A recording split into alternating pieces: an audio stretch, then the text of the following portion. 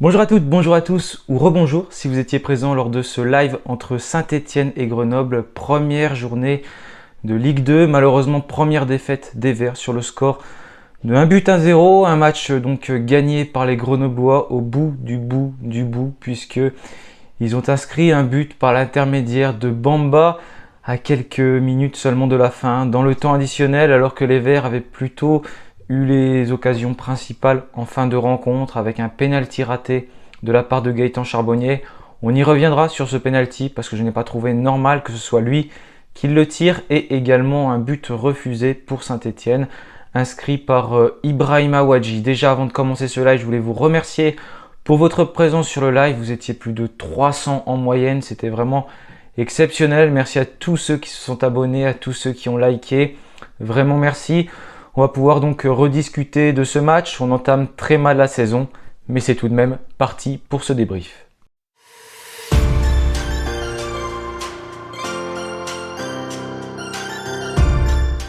Plus de 24 000 personnes présentes à Geoffroy Guichard, 24 000 supporters qui ont poussé malgré la fermeture du COP Sud, avec déjà plusieurs incertitudes avant la rencontre dans la composition de Laurent Batles. On ne savait pas l'état de forme de Léo Pétron, Anthony Briançon et Dylan Batoubin-Sika, tous les trois touchés par l'épidémie de gastro-entérite. Finalement, ces trois joueurs-là étaient bien titulaires aujourd'hui en défense, dans cette défense stéphanoise, en 3-5-2, 3-4-3, on va dire. C'était ce qu'on attendait à peu près. Gauthier Larsonneur au cage, à gauche Léo Pétro, à droite Dylan Batoubin-Sika, au milieu Anthony Briançon. Sur les côtés, on retrouvait à droite Mathieu Cafaro. Denis Sapia avait pris le côté gauche de la défense stéphanoise sur ce poste donc de piston gauche après l'absence de Nielsen Kounkou qui ne jouera plus sous le maillot vert logiquement, même si Jean-François Soucas a dit au micro de Beansport qu'il voulait le conserver. Mais quand on entend ce qu'il dit, on se doute bien qu'il ne restera pas. Nielsen Kounkou, de toute façon, il n'est pas impliqué. Donc sur le côté droit, Mathieu Cafaro. Au milieu de terrain, on retrouvait Thomas Monconduit avec Lamine Fomba et Dylan Chambaud dans un rôle un peu plus offensif. Et enfin, en pointe de l'attaque, Ibrahim Sissoko et Ibrahima Ouadji. Donc voilà, pour le 11 de départ stéphanois, on va plutôt bien entamer ce match. On va se créer quelques occasions. On sent qu'on a des vraies attentions, en tout cas quand on commence le match, lors des premières minutes, parce qu'après elles disparaissent petit à petit. On a un beau pressing, on est bien organisé, mais ils sont également très bien organisés du côté de Grenoble. Et on va quand même avoir des occasions, notamment par l'intermédiaire d'Ibrahim Sissoko, qui est plutôt très en vue et qui va donc échouer deux fois. Une première fois arrêté par Brice Maubleu, le gardien de Grenoble, et la seconde fois, ça va passer juste à côté des cages. La première frappe était assez sèche, tandis que la deuxième, c'est là qu'il était le mieux placé, mais malheureusement, il se précipite un peu trop dans son geste et le rate. C'est d'ailleurs son match à Ibrahim Sissoko, si on en reparle rapidement. J'ai trouvé plutôt intéressant dans son placement, dans ce qu'il voulait faire, dans ses envies en fait. Mais par contre, dans la finition, ça a été très compliqué. Il a raté beaucoup d'occasions. Même en seconde mi-temps, il a eu 3, 4, 5 tirs. Mais à chaque fois, au final, il était bien placé et ça n'a pas forcément été très dangereux. J'ai pas vu le gardien de Grenoble faire des arrêts extraordinaires et devoir se détendre pour faire une superbe parade. Mais voilà, le match, il est compliqué à débriefer parce que en fait, il s'est pas forcément passé grand-chose. Comme l'a dit Cafaro au micro à la première mi-temps, voilà, ça manquait vraiment de fluidité. Les joueurs, on sait qu'ils viennent de commencer, c'est le premier match. Et il y a eu cet arrêt avec le non-match contre Montpellier. Pas le non-match, mais le match non disputé contre Montpellier à cause de l'épidémie de gastro-entérite. Et ça, je pense que ça a beaucoup ralenti la préparation aussi. On avait l'impression que les joueurs ne se connaissaient pas forcément. Ça manquait de vitesse, ça manquait de fluidité, ça manquait aussi d'organisation, de profondeur sur les ballons, d'intention, ça manquait d'exécution correcte en fait. Beaucoup de passes ont été ratées, de nombreuses pertes de balles. On était quasiment à 100 pertes de balles à la mi-temps, ce qui est vraiment un nombre énorme. Et ça, on le voyait notamment quand on faisait des passes à chaque fois, elles manquaient de force. Elles étaient faites vers l'arrière, peu vers l'avant, pas dans le bon timing. Il y avait peu d'appels de balles. Voilà, il manquait beaucoup de choses. Mis à part ça, quand même, d'un point de vue positif, parce qu'il faut en retenir, on avait une équipe qui était plutôt bien organisée, parce que Grenoble n'a pas non plus énormément d'occasions. Sur cette première mi-temps non plus. Ils en ont eu une ou deux avec des erreurs de la défense stéphanoise Et les attaquants ont été souvent laissés seuls devant le but. On a vu un Lenny Joseph très percutant qui a posé souci. Et d'ailleurs, Ibrahim Sissoko a pris son premier carton jaune en l'arrêtant. On a un joueur qui a raté deux belles occasions. C'est Virgiliu Postolacci, donc l'attaquant de Grenoble, qui en a raté deux grosses, dont une où il était seul devant les buts. Et heureusement pour nous, il la met au-dessus des buts. Et on a vu un peu la même avec Ibrahim Sissoko en seconde mi-temps, qu'il la met au-dessus des buts. Mais lui, il avait tiré carrément un drop. Mais voilà, même Grenoble a été peu efficace en première mi-temps et ce score nul, il est assez logique. On va dire un bon face-à-face de gagner par Gauthier Larsonneur aussi qui a à mettre en valeur, qui a fait un bon match Larsonneur, mis à part une petite boulette à un moment donné qui aurait pu nous coûter cher. Bon, de toute façon, on a perdu. Mais sinon, voilà, plutôt intéressant. Mais on avait un espèce de 3-4-3 avec Dylan Charbot qui jouait un peu en attaque, un peu en défense, un peu un rôle de numéro 10 en fait. Voilà.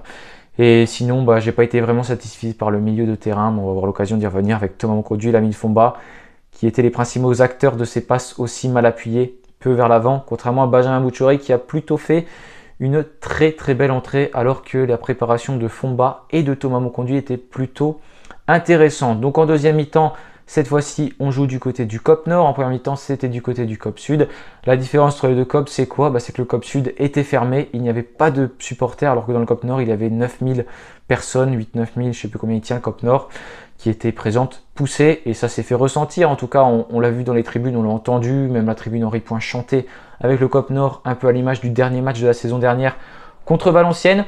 On va se procurer une belle occasion avec Dylan Batubinsika sur corner qui va reprendre le ballon.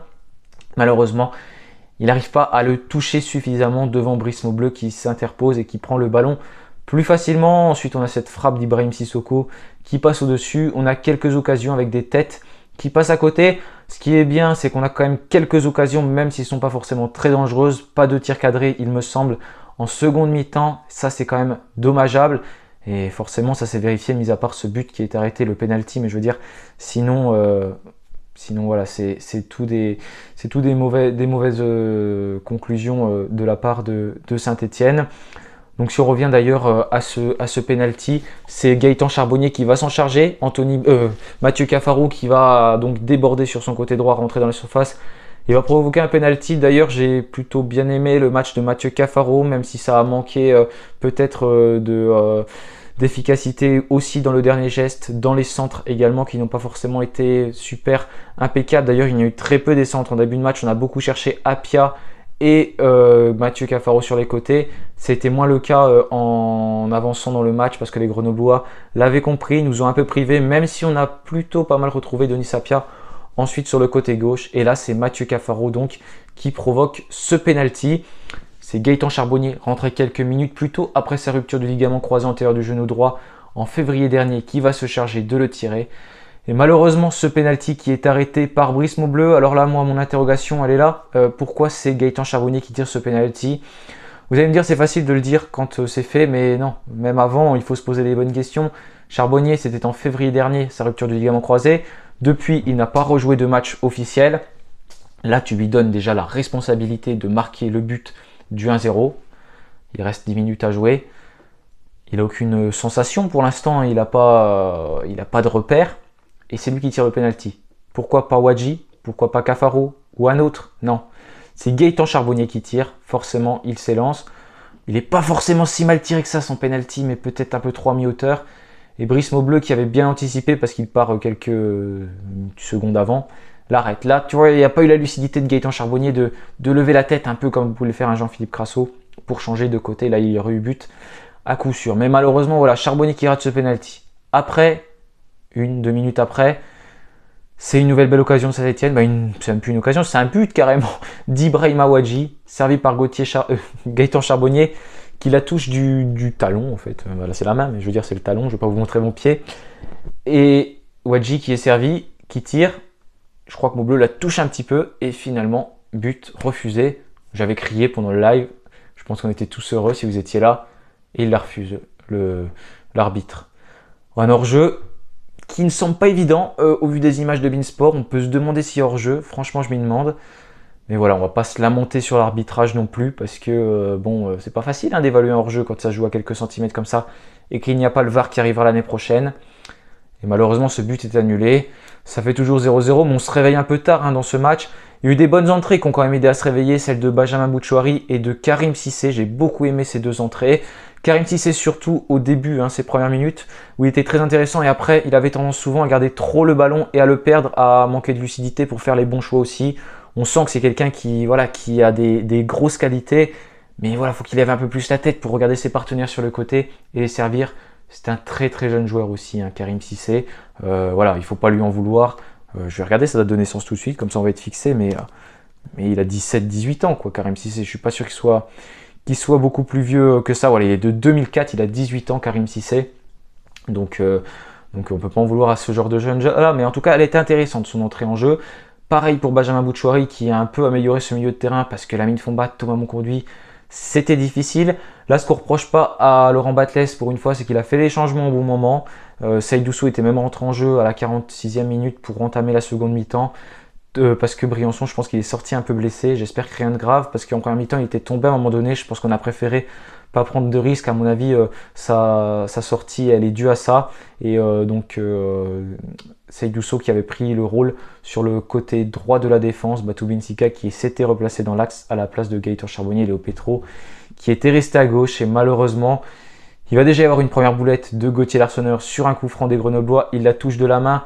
Il la rate de la main et ça a failli nous coûter cher et faire un premier but pour les Grenoblois, parce que Lenny Joseph, qui était très en forme aujourd'hui et qui a donc coûté ce carton jaune à Ibrahim Sissoko, va se saisir du ballon et va frapper à côté, heureusement pour nous.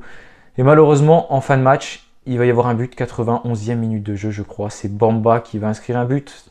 La défense stéphanoise qui est un peu absente. L'Aubry qui essaye de revenir mais qui est trop loin. On sent que voilà, il y a des fébrilités dans la défense de Saint-Etienne encore une fois sur cette action.